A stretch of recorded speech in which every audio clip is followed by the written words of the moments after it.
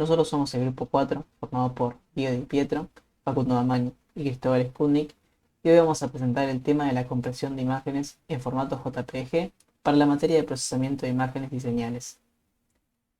La compresión JPG fue creada en el año 1992 con el objetivo de reducir el tamaño de archivo de una imagen sin perder demasiada calidad visual.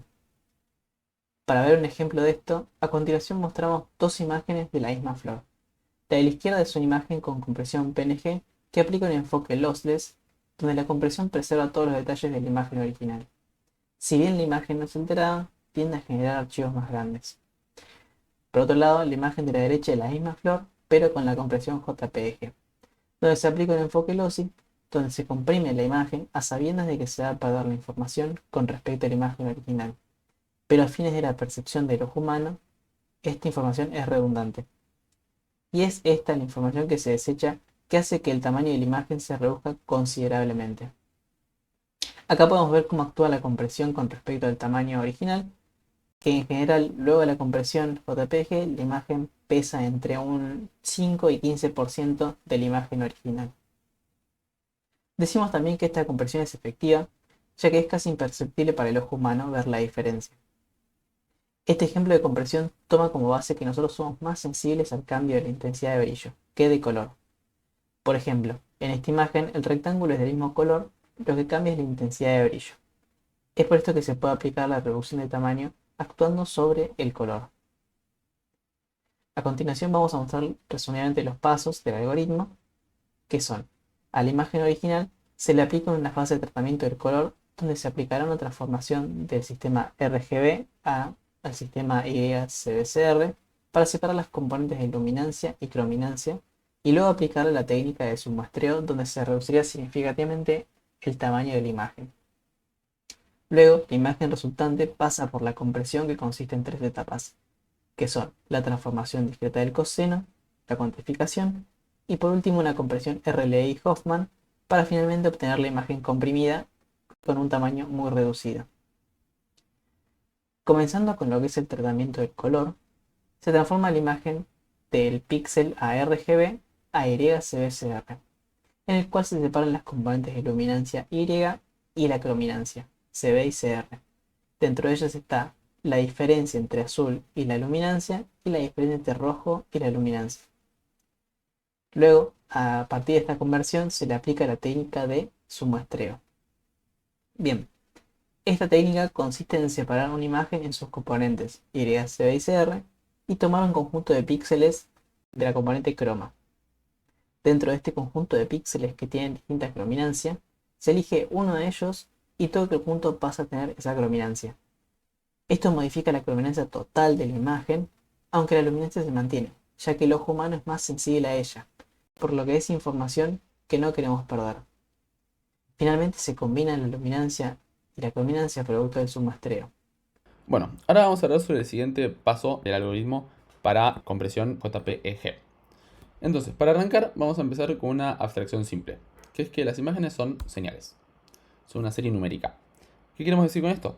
Que justamente cada uno de los canales, tanto Y como CB como CR, son una sucesión de números que representan el valor para cada píxel sobre ese canal. Entonces nosotros podemos plantear esta sucesión de números como simplemente como una señal muestreada cada cierto tiempo. Si podemos pensarlo como una señal muestreada cada cierto tiempo, quiere decir que es una señal.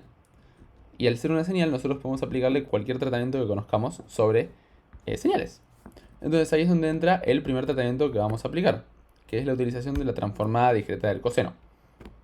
Es muy similar a la transformada de Fourier, pero tiene tres diferencias fundamentales, que es que compacta energía, que usa números reales, lo cual es muy importante, porque simplifica el cómputo y los cálculos, y que es más simple y rápida, pero sobre todo rápida, que es algo muy importante también al momento de computar. Entonces lo que se hace es utilizar una máscara de 8×8 dividiendo la imagen como se ve en pantalla, y se lleva a cabo el proceso que vamos a explicar a continuación para cada uno de los canales, tanto Y como CB como CR. Entonces, acá tenemos a la izquierda uno de los cuadrados que estaba marcado en verde, de esa imagen que estaba dividida en máscaras de 8×8, y a la derecha tenemos esa misma matriz, pero con la transformada ya aplicada. Y podemos ver algunas cosas que son bastante interesantes en este caso. Primero, que es que los coeficientes que están más a la esquina superior izquierda son mucho más altos, que es donde se evidencia la compactación de energía que habíamos mencionado. Y segundo, que bueno, los componentes justamente que están en la esquina superior izquierda son aquellos que representan las frecuencias más bajas, que son las más susceptibles al ojo del ser humano. Y todas aquellas que están por debajo de la diagonal que estaba marcada son las que son de frecuencias altas y que son menos susceptibles al ser humano. Entonces nosotros podríamos descartar esta parte de la matriz con poca pérdida visual, porque al ser humano es mucho menos susceptible a cambios en altas frecuencias, como ya hemos mencionado. Y este proceso se hace a través de un proceso llamado cuantificación. ¿Cómo sucede la cuantificación?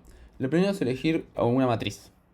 Una de las matrices que más se utiliza para JPEG es la matriz de Loyeler, ¿no? Y después se aplica una operación matemática muy simple, que la que vemos acá, que es dividir cada uno de los elementos de la matriz por la otra matriz. O sea, acá dividiríamos menos 415 por 16, menos 30 lo dividiríamos por 11, menos 61 lo dividiríamos por 10 y así sucesivamente. Y después redondear al entero más cercano. Simplemente. Bueno, acá podemos ver muy claramente, con el proceso ya aplicado, que bueno, obtenemos una gran cantidad de ceros para todos los elementos que están por debajo de la diagonal. Es decir, lo que logramos es justamente descartar gran parte de los elementos de alta frecuencia, como mencionamos antes. Y nos quedamos con los que nos importan para el ojo humano, que son los de baja frecuencia. Entonces, si nosotros ahora leemos la matriz de la forma que muestra este dibujito de acá, vamos a ver que esto nos va a permitir tener una secuencia muy larga de ceros cuando leemos la información de la matriz. A priori, esto podría parecer algo que no es muy importante, pero es un paso clave para lograr una mejor compresión de la imagen. Entonces, antes de continuar viendo por qué leer la matriz en zigzag nos ayuda tanto, vamos a refrescar un poco los conceptos de codificación de Huffman y rank length o RLE. Comencemos recordando un poco lo que es la codificación de Huffman. En la codificación o compresión de Huffman se arma un árbol de este tipo, por ejemplo, con dos tipos de nodos. Unos son intermedios y otros son nodos hoja. Los hoja tienen el valor de un símbolo y definiendo como 0 y 1 a una de las dos ramas del árbol, que es justamente un árbol binario. Dada este árbol, se puede determinar el valor de un símbolo simplemente recorriendo el árbol hasta llegar a este símbolo. Por ejemplo, B es 1, 1, C es 1, 0, 0 en esta definición. Para decodificar, cabe hacer lo mismo a la inversa. Por ejemplo, si recibimos la secuencia 0 nada más, seguimos la dirección planteada como 0, que en este caso es la izquierda, y llegamos a A. 1, 0, 0, lo mismo, llegamos a C. Es un concepto suficientemente fácil una vez que se entiende. Por otro lado tenemos lo que es el RLE o Run Length Encoding, que es algo muy trivial que se le podría ocurrir a cualquier persona jugando un poco con cadenas. Imagínense una cadena como esta que dice buenas y tiene muchos símbolos repetidos, la B 4 veces, la U 5, etc. En ese caso, en lugar de poner la B 4 veces, podemos poner 4B, lo mismo con la U, 5U, y de esta forma acortar el tamaño que ocupa la cadena. Esto es la forma conceptual. Ahora vamos a ver cómo se aplican estos dos conceptos en lo que es JPEG. Por un lado tenemos la compresión run length medio modificada, adaptada para JPEG, que comprime, en este caso no símbolos seguidos iguales, sino una cadena de ceros consecutivos terminada con un símbolo no cero. Por ejemplo, 7 en este caso. Acá vemos que hay 6 ceros seguidos y luego un 7. ¿Cómo se transforma esto según esta codificación? En estos tres números, digamos, primero la cantidad de ceros, segundo la cantidad de bits que ocupa representar el número no cero, y tercero ese número no cero. Para los primeros dos números usamos 4 bits siempre y para el tercero usamos la cantidad que necesite. En este caso 6 ceros seguidos de un 7 que ocupa 3 bits, así es como se lee. Hay unos casos especiales que son cuando tenemos todos ceros hasta terminar el bloque de 8 por 8, caso que lo representamos con 0, 0, y esto es especialmente útil porque al leer el 8 por 8, digamos, esa matriz, en esa forma de zigzag que vimos hace un rato, casi siempre vamos a tener un montón de ceros hasta el final del bloque. Y otra de las cosas que puede pasar es tener 15 ceros seguidos, circunstancia que se representa de esta forma. ¿Por qué es un caso especial ese? Porque si tuviéramos 16 ceros, tendríamos que poner un 16 en este primer número, y si recordamos solo hay 4 bits para hacerlo y no nos entra un número 16 en 4 bits. Por otro lado tenemos las componentes de continua, que no se codifican de la misma manera, y esto tiene una razón muy importante de ser.